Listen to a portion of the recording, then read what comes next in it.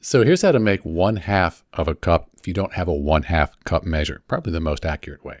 So here's our cup. We have 1/2, 2/2. Let's fill one in. So there's 1/2. That's what we want, 1/2 of a cup. But you could think about it like this. We could cut this in half again. And now we have 4 pieces. Each piece is 1/4, quarter of a cup. So you see where this is going. We could take these 2 quarter cups here and add them together, and that would give us a 1/2 cup. 1/4 cup plus 1/4 cup, that equals our 1/2 cup. That's a good way to do it. The other way is to know that 1 cup, that's 16 tablespoons. So if you want 1/2 of a cup, you're going to take 1/2 of 16. So you could measure out 8 tablespoons. That would give you your 1/2 cup.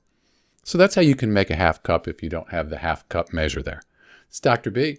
Thanks for watching.